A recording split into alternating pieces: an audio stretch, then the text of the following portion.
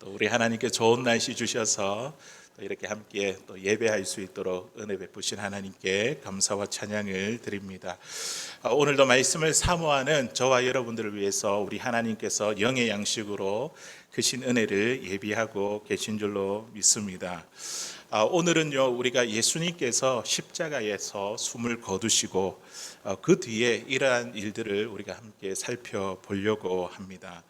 3년 동안 예수님과 함께 동거동락했던 예수님의 제자들은요, 그 죽음 이후에 온데간데 뿔뿔이 다 흩어지고 아무도 예수님의 곁에 있지 않았습니다. 자, 그런데 그런 가운데서도 이 예수님의 시체를 수습하고 그리고 장례를 치루었던 사람이 있습니다. 죽음 이후에 예수님을 더 가까이 했던 자들이 있다는 것이죠. 죽음 전에는 몰랐는데 죽음 이후에 예수님을 더 가까이 곁에 지켰던 자들이 있습니다. 그 중에 한 사람이 오늘 말씀에 보니까 누구라고 이야기를 하고 있습니까? 아리마대 사람 요셉이라고 우리에게 소개하고 있습니다. 우리 마가복음 15장 43절 우리 같이 한번 읽어보도록 하겠습니다. 시작. 아리마대 사람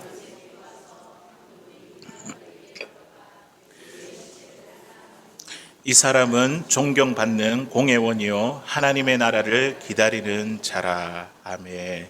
아리마대 여기에 대한 그 위치는요 대략 그 예루살렘 북서쪽에서 한 35km 정도 떨어진 지역이라고 그렇게 말합니다.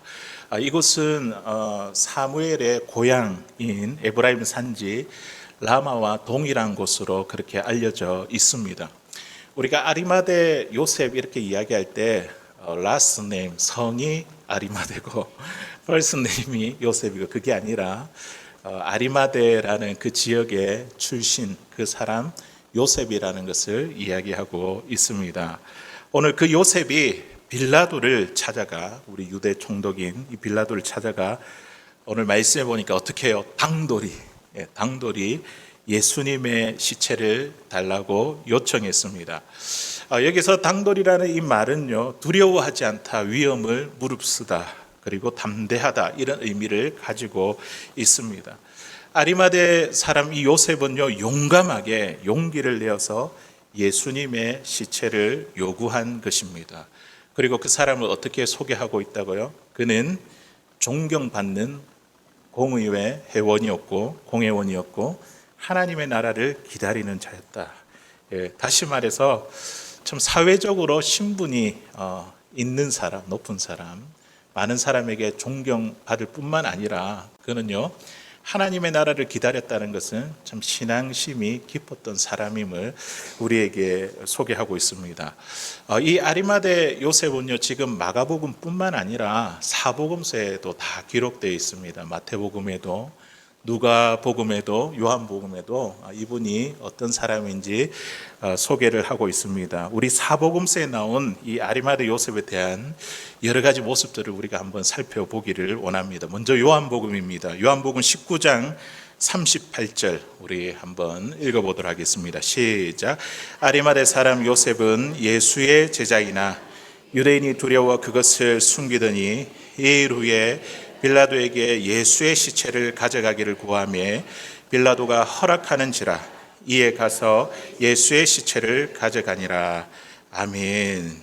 자, 여기 있는 말씀에 보니까 아리마대 요셉에 대한 또 다른 기록이 있죠. 마가가 놓친 그 기록을 우리는 발견할 수 있습니다.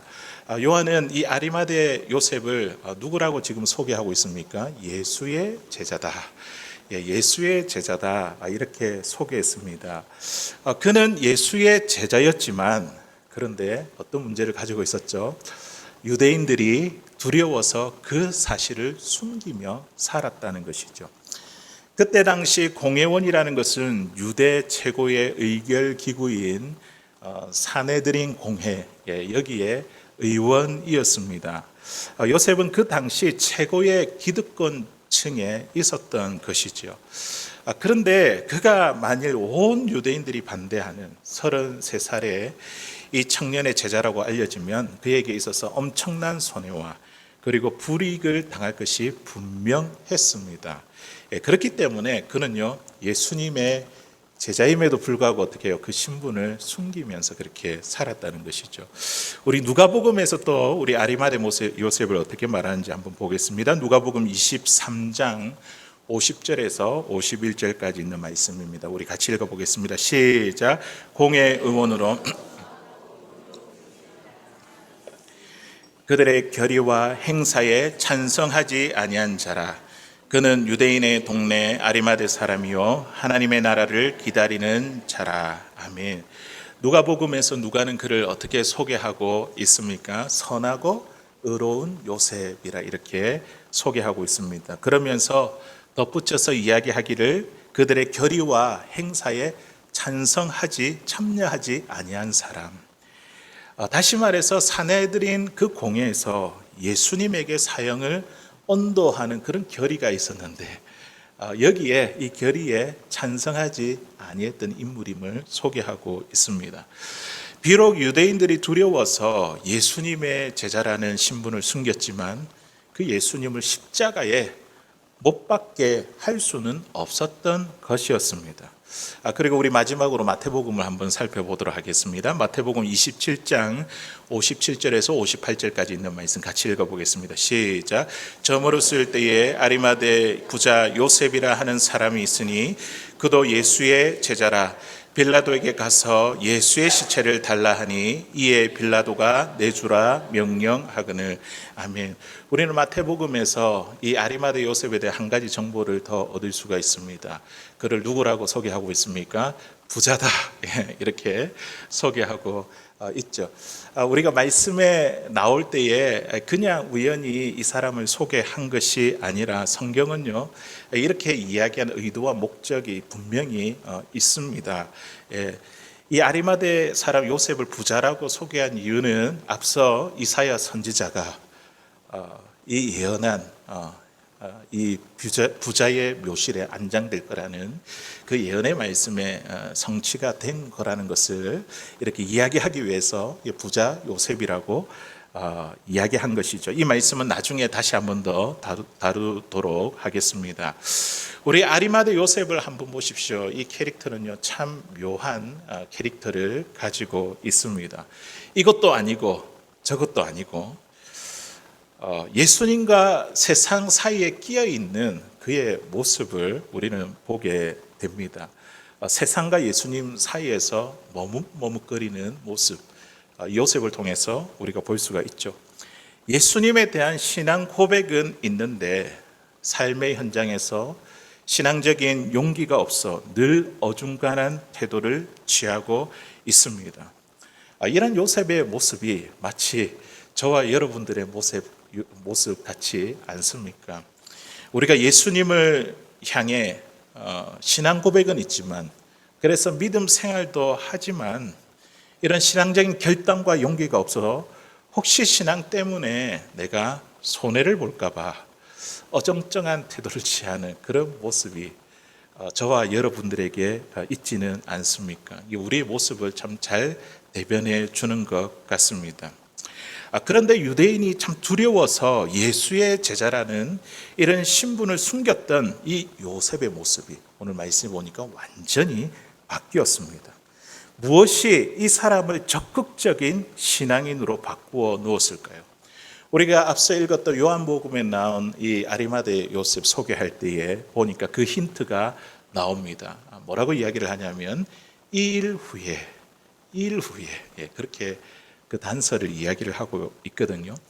요셉에게 심경의 변화가 일어났는데 2일 후에 원래는 예수의 제자라고 이렇게 밝히기를 두려워했던 자였는데 2일 후에 심경의 변화가 일어났습니다. 이 일은 어떤 일일까요? 이 일은 바로 예수님의 죽음입니다. 그 예수님의 죽음을 목격하고 그 십자가를 경험한 그 일 후에 이 요셉은요 완전히 달라졌습니다.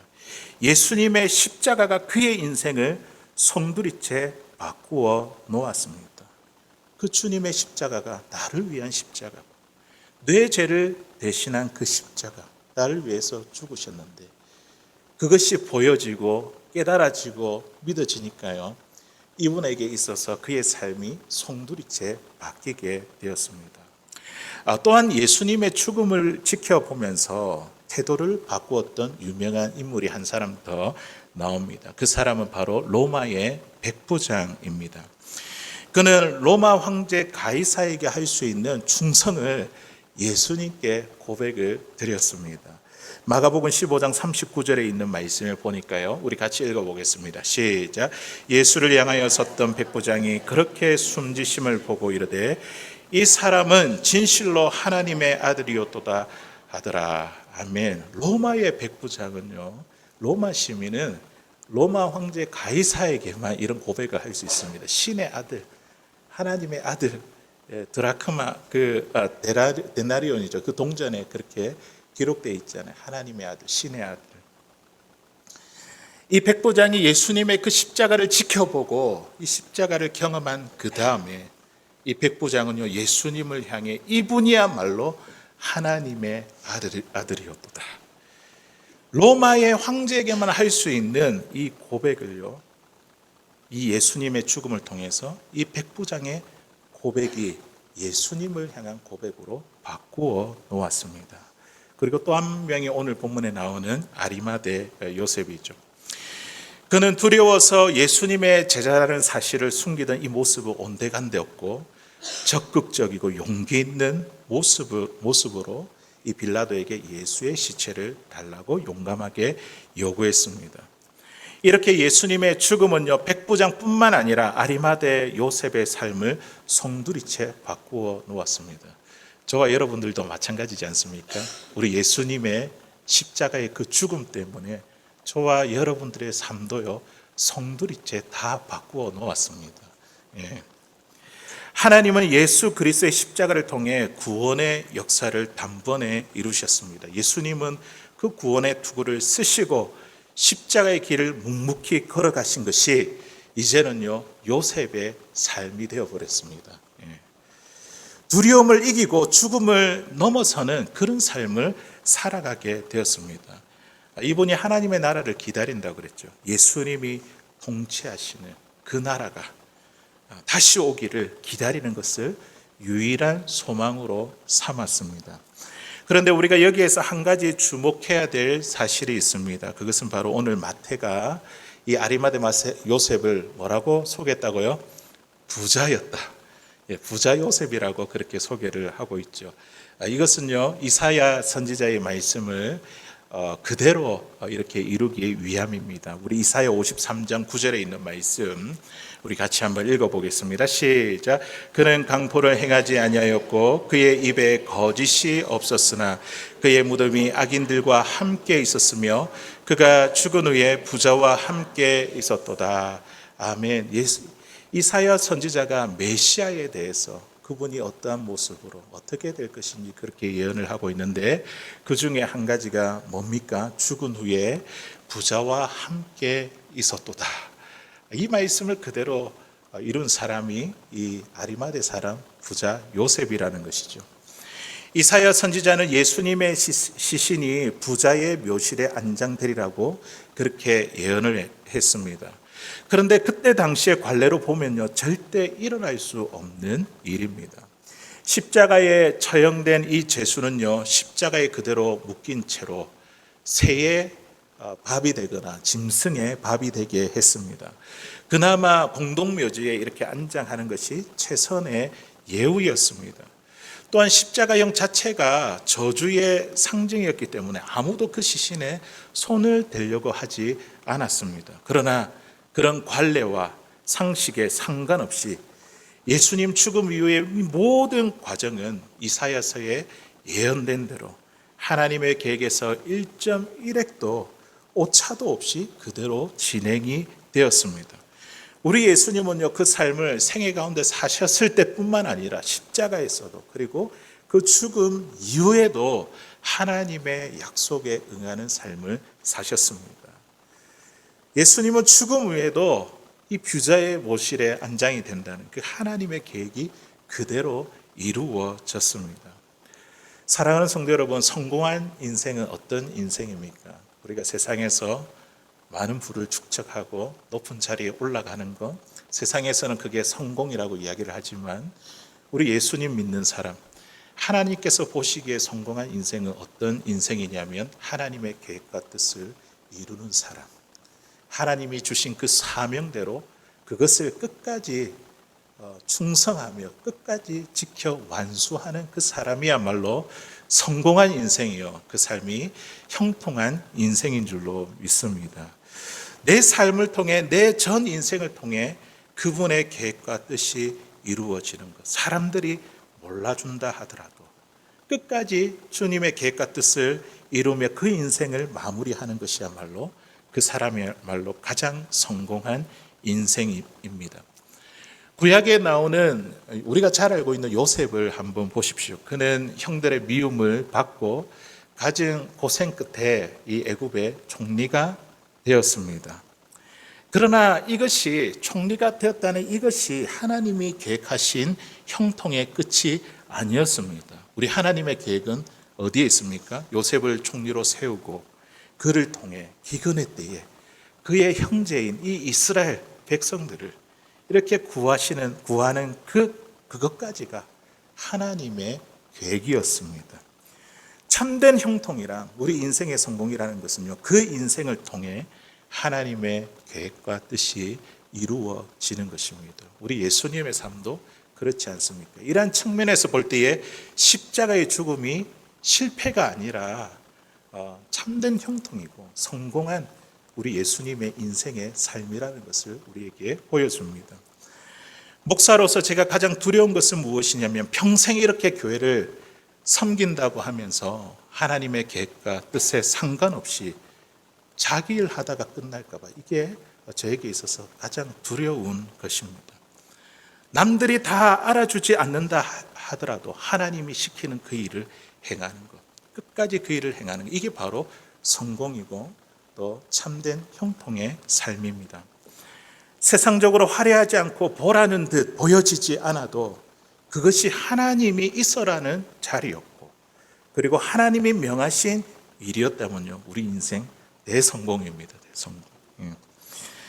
우리의 관심은 하나님보다 세상적으로 그럴듯하게 보이는 그런 일과 경향에 휩쓸리기가 너무나 쉽습니다.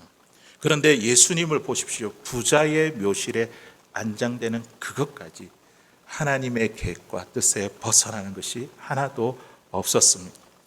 하나님의 계획이 한치의 오차도 없이 우리의 삶을 통하여 이루어지는 것, 이것이 바로 성경적인 형통이요, 바로 성공의 삶입니다.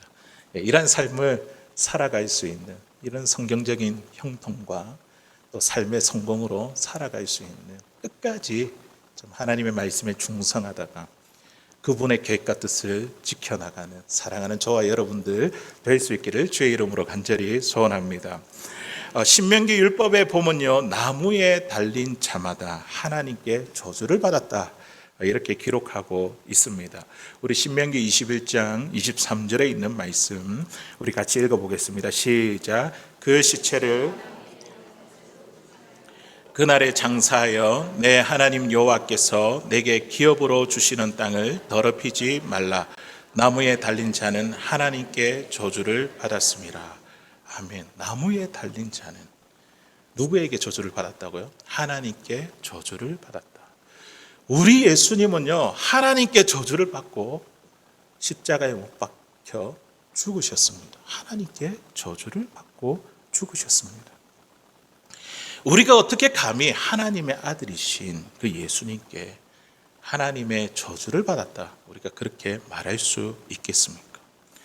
그런데 만일 이 십자가에 달려 저주를 받는 그런 과정이 없었다고 한다면요, 그 저주는요, 그대로 저와 여러분들의 몫이 되었을 것입니다. 그래서 우리는요, 아무리 억울한 소리를 듣고 아무리 억울한 일을 당한다 하더라도 예수님의 십자가 앞에서는요, 아무런 할 말이 없습니다. 우리 예수님의 십자가의 저주를 다 뒤집어 쓰시고 죽으신 것은요, 우리 인생에 아브라함의 복을 주시기 위함입니다.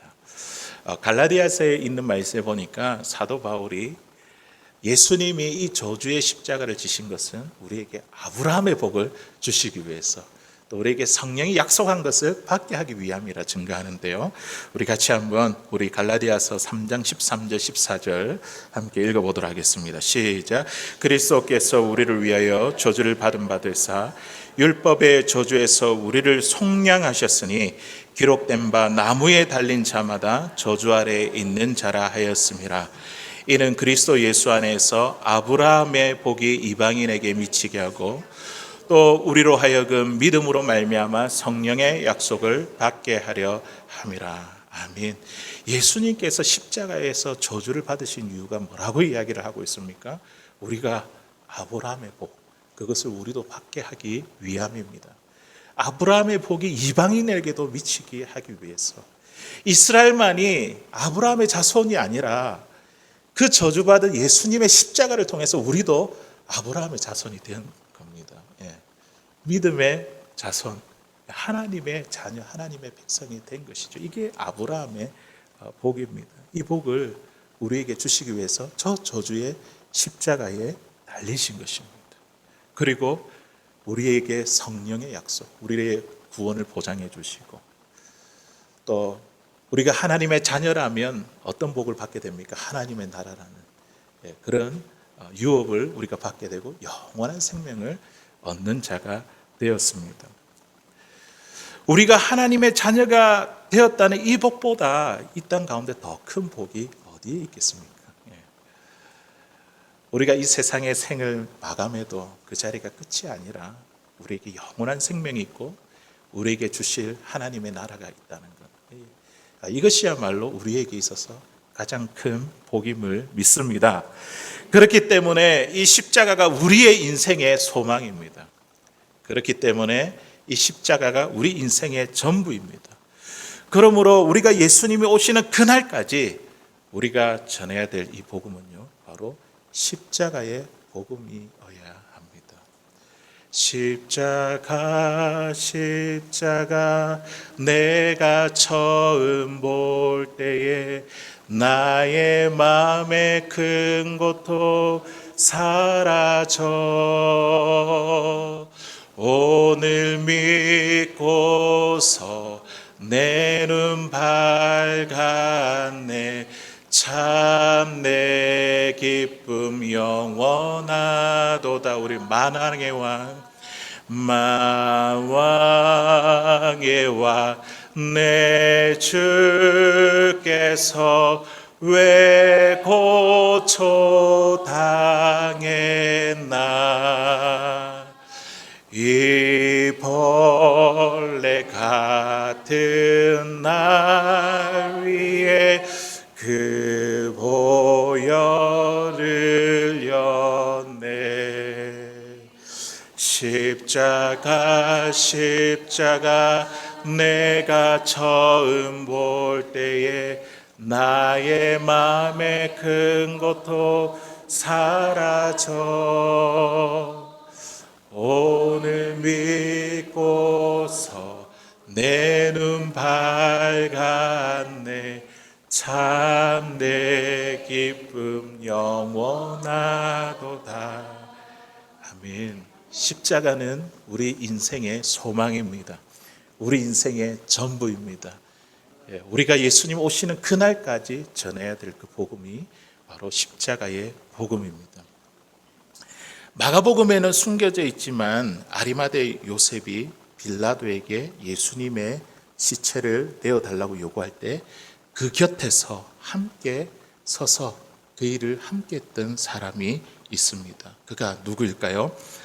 요한복음 19장 우리 38절 읽어봤는데 우리 38절 39절에 있는 말씀 그가 누군지 한번 보도록 하겠습니다. 시작. 아리마대 사람 요셉은 예수의 제자이나 유대인이 두려워 그것을 숨기더니 이 일 후에 빌라도에게 예수의 시체를 가져가기를 구하매 빌라도가 허락하는지라 이에 가서 예수의 시체를 가져가니라. 일찍이 예수께 밤에 찾아왔던 니고데모도 모략과 침향 섞은 것을 100리터라쯤 가지고 온지라. 아멘. 아리마대 요셉이 빌라도에게 예수님의 그 시체를 달라고 당돌하게 요구할 때 그와 함께 했던 사람이 있습니다. 그 사람이 누구라고요? 니고데모. 어떻게 소개합니까? 한밤중에 예수님을 찾아갔던 니고데모라고 소개합니다. 요한복음에는 이 니고데모가 정확히 3번 등장을 합니다. 첫 번째는 요한복음 3장에 한밤중에 예수님께 찾아와서 어떻게 하여야 거듭나겠습니까? 그 거듭남에 대해서 그렇게 물어봤죠. 두 번째는 요한복음 7장에 보면 바리새인과 격렬하게 논쟁을 벌이는 그 장면 가운데 뜬금없이 등장해서 예수님의 편을 들 때입니다. 세 번째는요, 방금 읽은 이 말씀에 이 본문의 아리마대 요셉과 함께 빌라도에게 예수님의 시체를 달라고 요구할 때입니다. 아리마대 요셉은요, 예수님의 제자라는 사실 유대인들에게 두려워서 예수님의 제자라는 사실을 숨겼던 사람입니다. 그리고 니고데모 역시 이 유대의 관원으로서 사람들에게 볼까봐 낮에는 예수님을 찾아가지 못하고 한밤중에 예수님을 찾아갔던 인물입니다. 그런데 이 두 사람의 태도가 지금 완전히 바뀌어버렸죠. 그 이유가 뭐라고요? 예수님의 십자가를, 예수님의 죽음을 목격하고 나서 이 두 사람의 심경이 바뀌었습니다. 그들의 내면에 자리한 이 두려움을 없애고 용기를 선택하게 하는 것, 그것이 바로 예수님의 십자가입니다. 예수님의 십자가를 경험한 후에 그들의 삶이 완전히 달라졌다는 것이죠.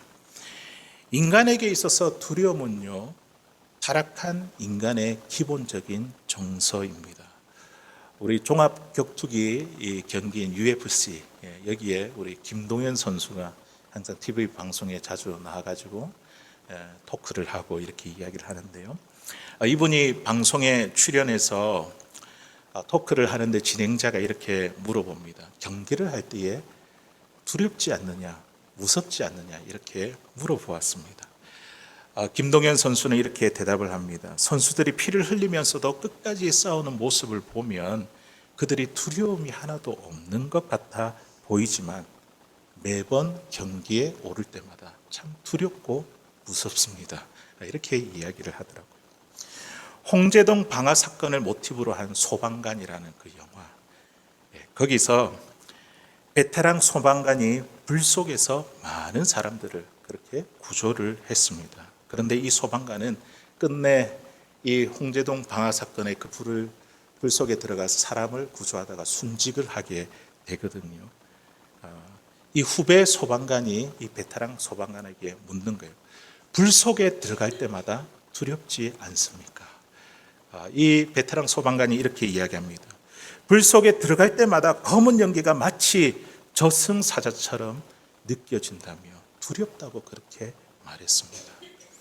이처럼 두려움은요, 인간에게 있어서 기본적인 정서입니다. 우리에게 다 두려움을 갖고 있다는 것입니다.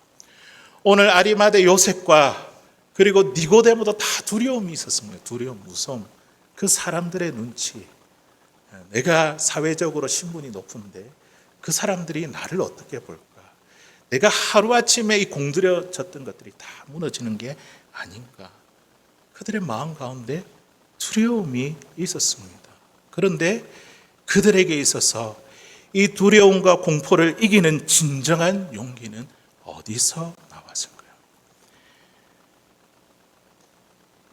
유대의 이 빌라도에게 당돌하게 예수님의 시체를 요구할 수 있는 그 용기는요, 인간의 의지나 자기 결심이나 확신에서 나오는 그런 용기가 아니었습니다.